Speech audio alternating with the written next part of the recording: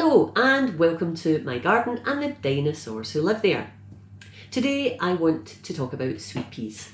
Sweet peas are one of my favourite flowers, love growing them, and it's actually at this time of year when I sow my sweet pea seeds.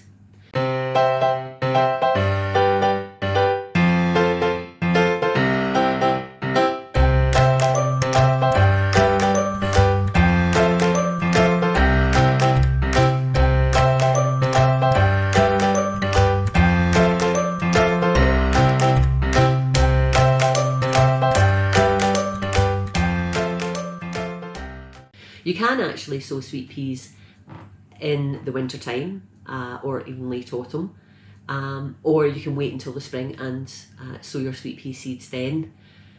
I like to give mine as long a period as possible to get established and to grow before they go out and into their final location. So I start mine in the autumn. Folks say that generally if you start them in the spring they'll catch up, but I don't think they quite catch up. I think here in Scotland, if I was to start my sweet peas in the springtime, it would be quite, I would actually get flowers a lot later than people down south, for example, who have started their sweet peas at the same time, because we are a little bit behind in the the seasons really in Scotland as compared to England, certainly the south of England, and even in Wales. So yeah, so I start my sweet peas in the autumn winter time, and what I do is I will sow them and I will keep them either in my potting shed or in my plastic greenhouse, and they'll sprout, they'll grow, but they'll basically not do too much over the winter time, other than put their roots down and get established, if you like, and then come springtime they will put on a spurt, and I'll be able to get them out and into the ground earlier than I would have done if I waited till March time or even April time to sow my sweet peas. So what am I growing and how do I sow them? That's two things I want to talk about now. So I've been very lucky. I got a whole packet of, looks like 100 seeds here, from Alan at Don Horace Plot. He had a really brilliant show of sweet peas this year, and he had this mix called Hilda's Mix, and I think it was a friend of his that gave him the seeds to grow this year, and they grew really brilliantly, and he had loads and loads of seeds, so he kindly offered some of those seeds up to folk. So he sent me a bundle of Hilda's Mix. So I'm going to be doing sowing mostly Hilda's Mix for the purposes of this video, but I have a number of other sweet peas as well that I'm going to grow.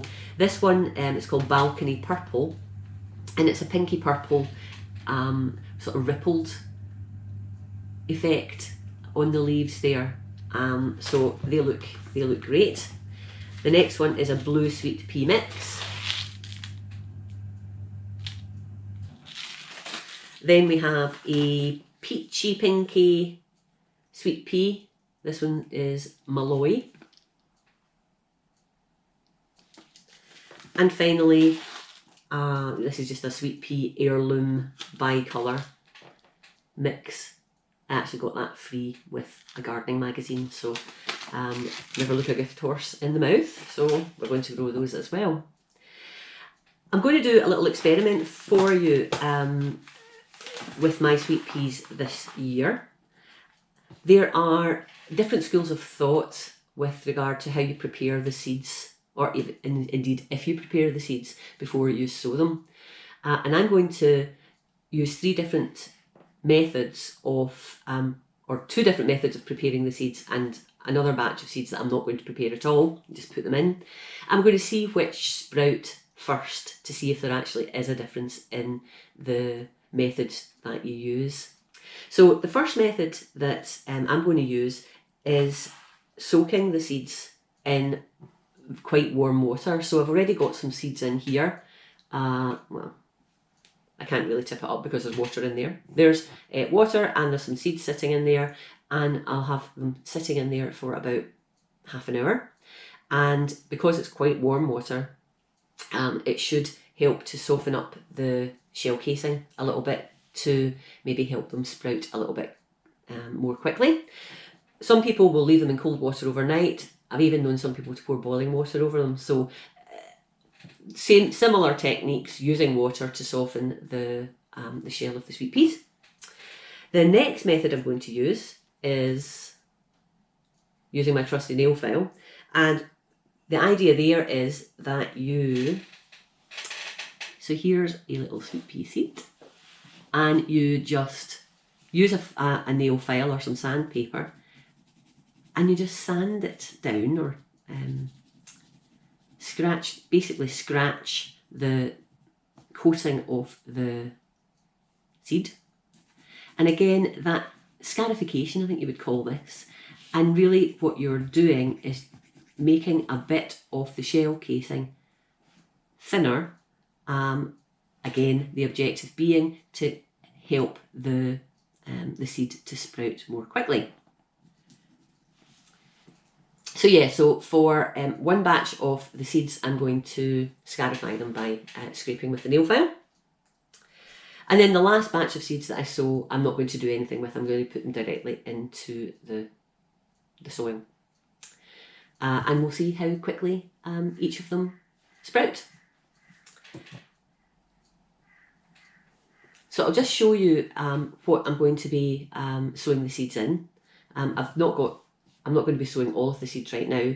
I'll do the rest through the day. But just to give you an idea of what I'm going to be sowing the seeds in, I'll show you that now.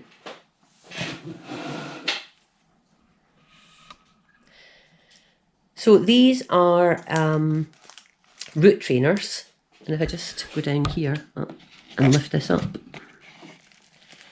they are, it's not going to work.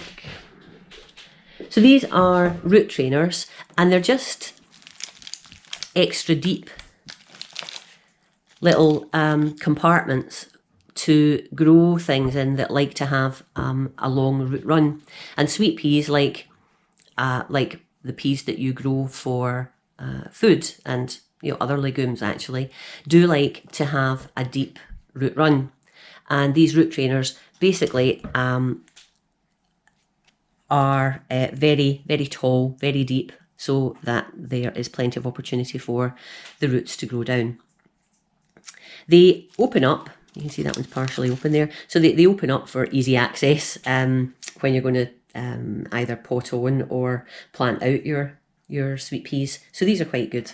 I've just got that bit of cardboard there because I couldn't fit another one of the little wallets in there, and it just keeps them all closed. But as soon as the roots start to grow, you'll find that the earth doesn't move, because the earth is held together with the roots. And the other thing that I'm going to do is I'm going to use some good old loo rolls. Again, because they're deep, it gives the sweet peas the opportunity to get their roots down. So I've just got 8 loo rolls there. So yeah, I'll use those. Sometimes, and what I will do for some of them as well, I'll use little 9 centimetre pots, and I'll maybe put 3 seeds in a 9 centimetre pot, and grow some sweet peas that way. They're not quite as deep, but again, it tends to be quite a good way of planting up your sweet peas.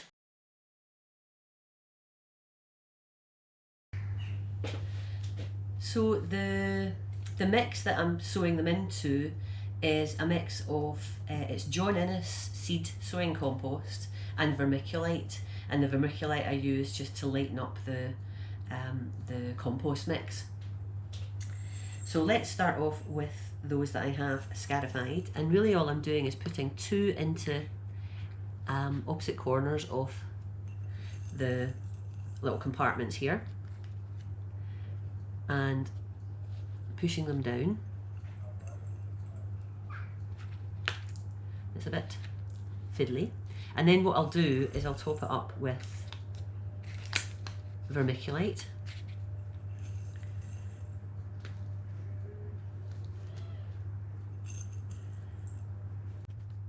And make sure it is a little bit over.